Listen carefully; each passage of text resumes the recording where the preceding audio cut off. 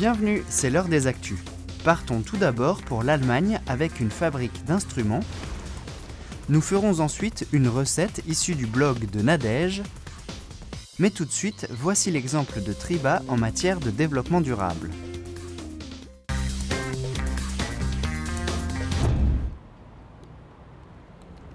La société Triba montre l'exemple en matière de développement durable. Bien que les fenêtres ne soient pas un produit très polluant, la société anticipe les normes et adopte un comportement responsable depuis plus de 30 ans. Cela fait partie de la culture de l'entreprise. Il y a effectivement des normes qui changent au jour le jour, qu'elles concernent la consommation ou les produits en eux-mêmes. Nous nous adaptons en permanence, mais ce qui est important, c'est qu'on puisse commencer nous maintenant à expliquer en tant que société ce que nous faisons, qu'est-ce qu'on fait avec nos opérateurs et pourquoi on le fait. Influencé par l'Allemagne proche, Triba est passé de 8 bennes en 1993 à 34 sortes de déchets aujourd'hui. 89% de ces déchets sont recyclés ou réutilisés. Le personnel est très impliqué avec une méthode de travail dite 5S venue du Japon qui commence par le tri.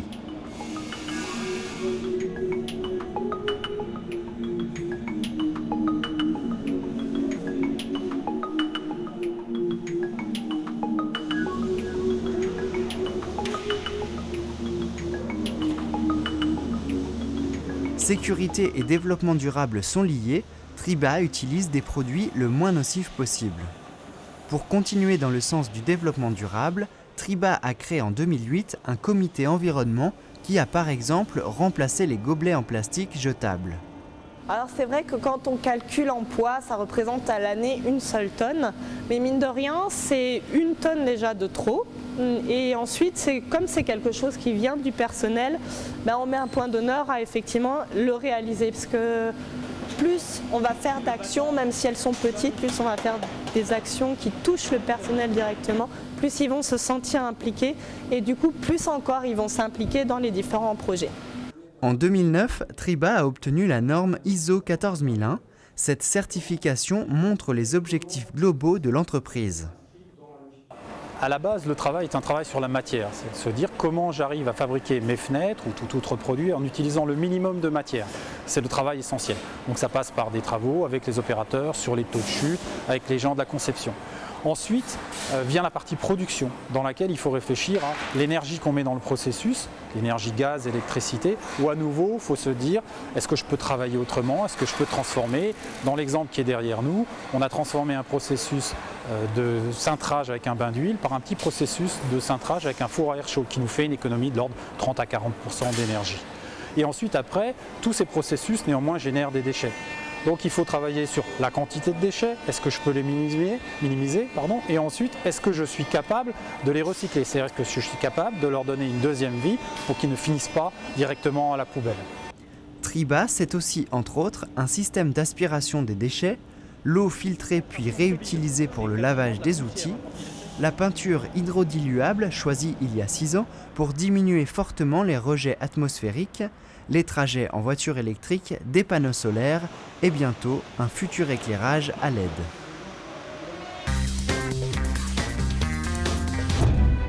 À Markneukirchen, en Allemagne, à la frontière de la République tchèque, au cœur de ce que l'on appelle plus communément la Musikon Valley, est installée l'usine Schreiber et Keilwerth.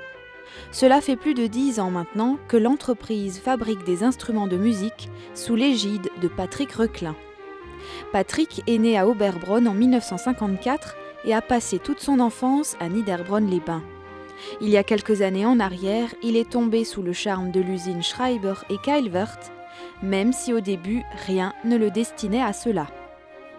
Je suis arrivé en avril 2002, donc à l'époque j'étais consultant, j'étais à mon compte et on a fait appel à moi. Donc d'abord pour une mission de 3 mois, on m'avait dit écoute Patrick, tu viens chez nous, c'est une mission de 3 mois, tu vas améliorer ces process et à la limite, si ça ne marche pas, on va fermer cette usine. Et donc dans un premier temps je ne voulais pas venir parce que je me suis dit qu'est-ce que je vais faire dans une usine comme ça. Quand je suis arrivé j'ai failli tomber à la renverse parce que j'ai remarqué que 80% du travail était un travail manuel.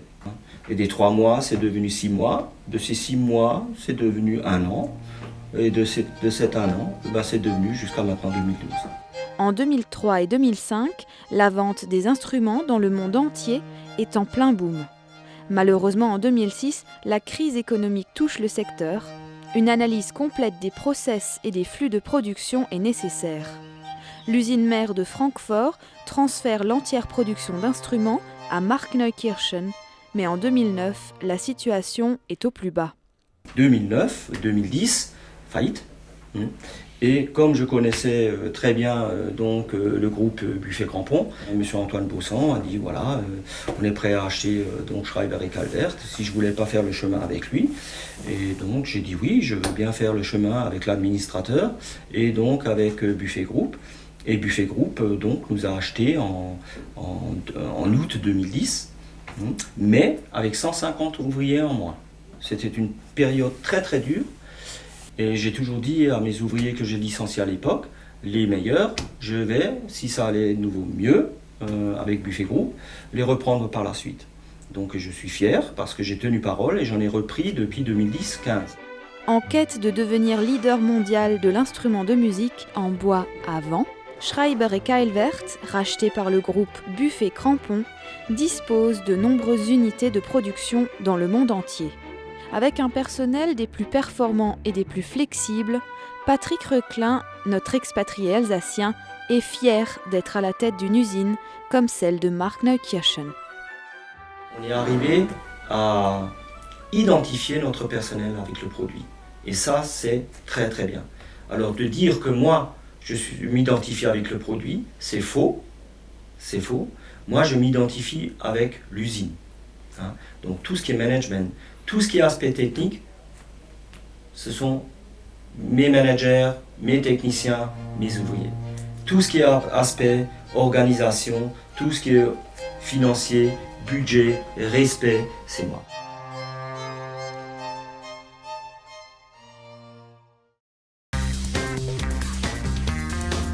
Pour cette dernière actu, je vous propose une rencontre avec Nadège. Bonjour Nadège. Bonjour Fanny.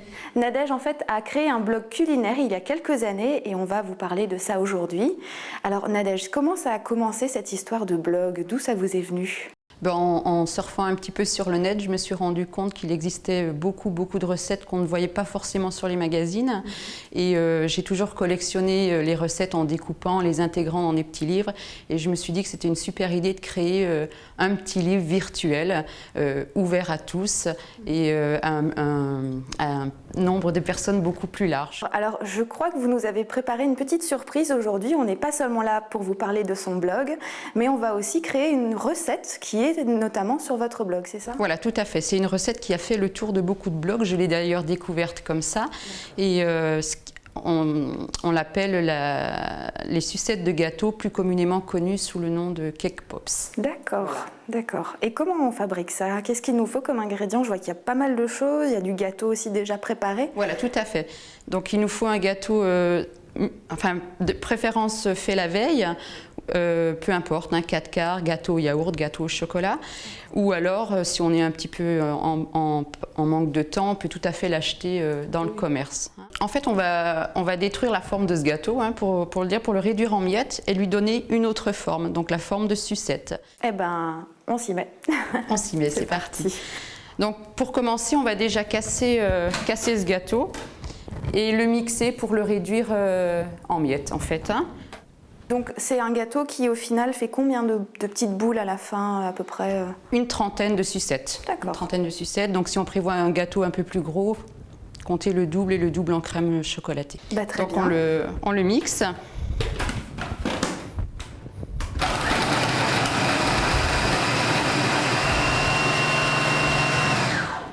Et donc on va intégrer une petite crème pour pouvoir former des sucettes. D'accord. Donc une crème à base de un petit peu de chocolat fondu avec du beurre qu'on va mélanger avec du mascarpone et ensuite on va malaxer l'ensemble pour obtenir une pâte plus compacte et malléable. D'accord. Voilà. Ok. Voilà, donc voyons, on obtient une crème plutôt épaisse. Et donc on va ajouter ça. Vous voulez que je mélange? Ah bah si vous voulez, vous pouvez même y aller avec les mains. Avec les mains. Ah bah. Donc il faut bien mélanger en fait. Voilà, que ça soit bien pris, en fait qu'on ne voie plus les miettes, hein, que ça soit vraiment unifié au niveau de la couleur et de la texture. D'accord. Donc on prélève à peu près que ça fasse la taille d'une petite noix. Hein. D'accord. Donc on va la compresser 2-3 fois comme ça dans la main. Donc elle va vous voyez, elle ne colle pas au doigt, hein, donc là c'est bien. Et puis après on va lui donner la forme de la sucette. Ah oui, d'accord. On la pose et après on la met au frais pour au minimum 1 heure. 1 heure au minimum.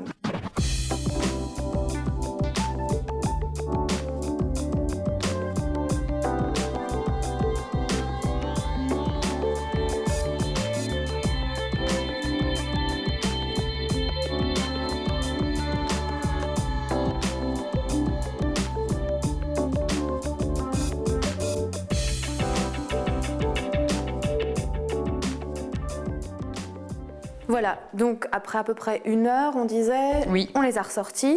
Donc là, elles sont... Voilà, bien dures et bien compactes. Ouais, hein. d'accord. Dans un premier temps, on va mettre des pics, alors soit des bâtons de sucette, soit des pics qu'on trouve dans le commerce. Oui. On va faire fondre le chocolat qui va servir à enrober. Voilà, ça me semble bon. Ah, il est bien lisse là. Il est bien lisse, bien comme il faut. Et maintenant, donc, c'est la partie rigolote. C'est la partie ludique que les enfants contents. préfèrent. Voilà. Okay. Donc on prend une petite boule. On fait comme si on voulait faire un petit point de colle. Donc toujours côté plat du bâton. Hein. D'accord, ouais. On pique à peu près aux 3/4 pour pas la transpercer. Oui. Voilà. Et puis après, il suffit de procéder à l'enrobage. Ah ouais, d'accord, carrément. On trempe. On y va franchement, voilà. Donc on enlève l'excédent. Voilà. Et puis après, on parsème en tournant un petit peu. On peut même s'amuser en fait à faire des petites pointes en fait, juste avec le chocolat. Après, toute créativité est permise, on va dire. Et donc après, je vais juste... Ok. Et on laisse sécher. Ah, c'est rigolo comme tout. On a vraiment l'impression que c'est une vraie sucette en fait. Au voilà. final, hein. Et ce qui est bien, c'est que c'est la surprise de se dire, tiens, en fait c'est du gâteau et comme dit, ça se mange sans faim.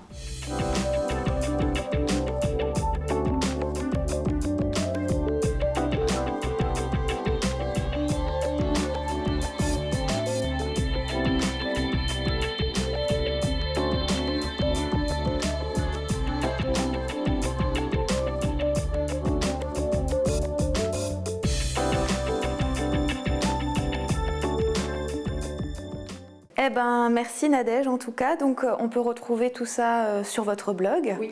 Donc pour dire encore un dernier mot là-dessus, c'est un blog qui est actualisé tout le temps. Il y a des nouveautés tout le temps. Voilà, régulièrement, disons 1 publication à 2 publications dans la semaine, ce soit au mieux, hein, que ce soit au niveau du sucré ou du salé.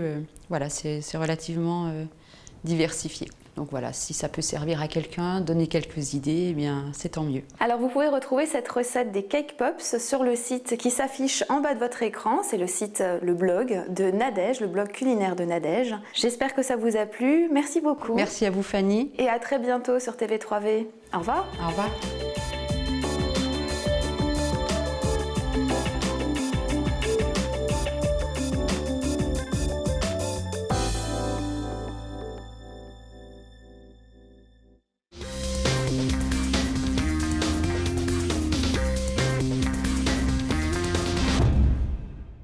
Cette année, pour les fêtes, TV3V vous offre la possibilité de gagner de nombreux cadeaux. À la fin des actus, du 16 novembre au 14 décembre, répondez à la question du jeu de Noël. Cette semaine, répondez à la question suivante. Dans quel village d'Alsace est né Patrick Reclin ?